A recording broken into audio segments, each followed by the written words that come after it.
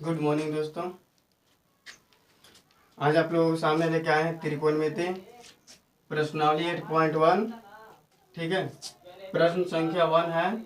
दिया गया क्वेश्चन है त्रिभुज ए बी सी में जिसका कोण बी समकोण है, जिसमें ए बी का मान 24 सेंटीमीटर और बी सी का मान दिया है 7 सेंटीमीटर, तो निम्नलिखित का मान ज्ञात कीजिए।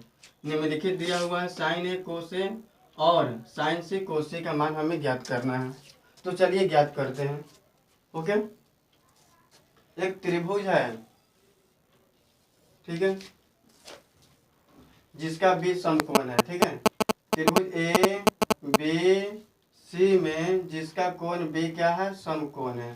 ठीक है, समकोण के सीधे वाला जो होता है लंब होता है और इसके साथ जो होता है वो हो जाता है आधार। ठीक है, ए बी का मान दिया हुआ है, ए बी का मान दिया हुआ है 24 सेंटीमीटर, बी सी का मान दिया हुआ है 7 सेंटीमीटर, बी सी का मान 7 सेंटीमीटर दिया हुआ है। ठीक है, जिस जहाँ 90 डिग्री कोण बनता है उसके सीधे वाला होता है लंब और इसके जो साथ होता है वो हो जाता है आधार और इसके सामने वाला ठीक हो जाता है कर्ण। ओके, तो हमें लंब दिया हुआ है, आधार दिया हुआ है और अब हमें कर्ण का मान ज्ञात करना है। ठीक है, तो चलिए ज्ञात करते हैं। पाइथागोरस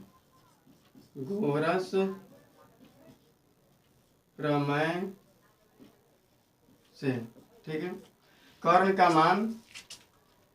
मान ज्ञात करने के लिए पाइथागोरस प्रमेय का प्रयोग किया जाता है। ठीक है, तो कर्ण बराबर सूत्र होता है, कर्ण है ए और सी। ठीक है, ए सी का मान ज्ञात करना है तो ए सी बराबर सूत्र होता है, यानी कर्ण बराबर सूत्र होता है लंब के स्क्वायर प्लस आधार के स्क्वायर।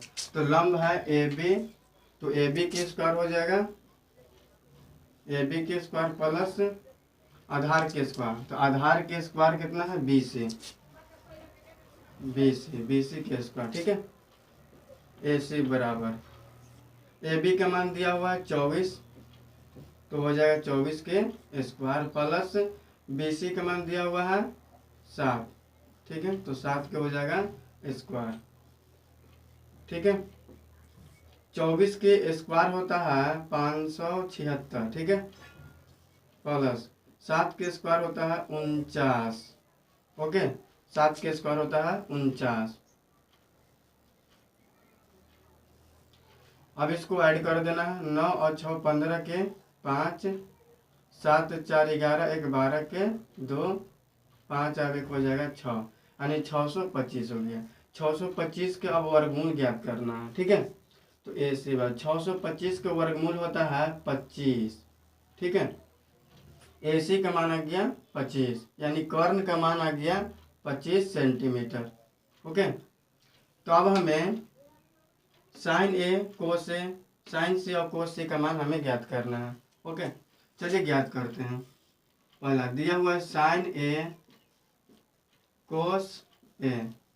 ठीक है, तो साइन बराबर सूत्र होता है लंब बटे कर्ण, लंब बटे होता है कर्ण। ओके, तो साइन ए कहाँ कोण बन रहा है, ए के पास बन रहा है, तो कोण के सीधे वाला होता है लंब और इसके जो साथ होता है वो जाता है आधार। ये हमेशा कर्ण ही रहता है। ठीक है, ओके, कर्ण के पहचानने का एक तरीका है कि वो सीढ़ी की तरह सुता हुआ रहता है। ठीक है, तो कोण के सामने वाला होता है लंब और इसके जो साथ होता है आधार होता है। तो साइन ए बराबर सूत्र हो जाएगा लंब बटे कर्ण। ठीक है, लंब बटे कर्ण। तो लंब का मान दिया हुआ है 7 और कर्ण का मान दिया हुआ है, कर्ण का मान आया है 25 सेंटीमीटर।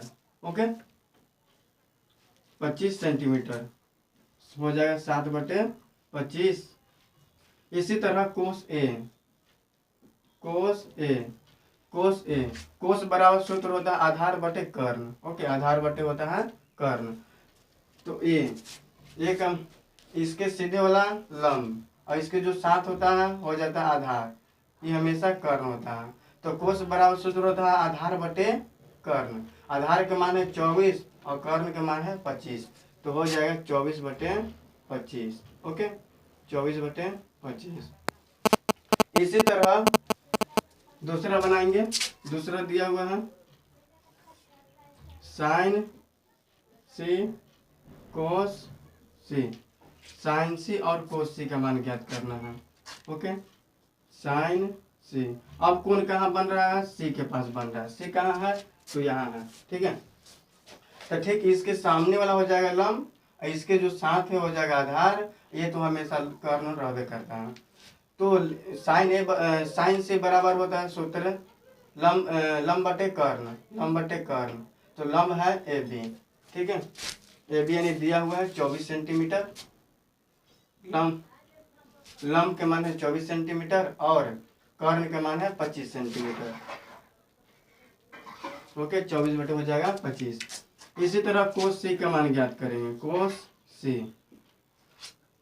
कोस सी, तो कोस सी, सी यहाँ हो गया, तो इसके सामने वाला लंब, इसके जो साथ है आधार, ठीक है, ये तो कर्ण रहेगा।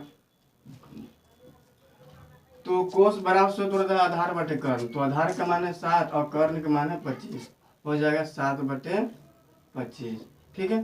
ये हुआ आंसर। और समझ में आया है तो कमेंट कीजिए।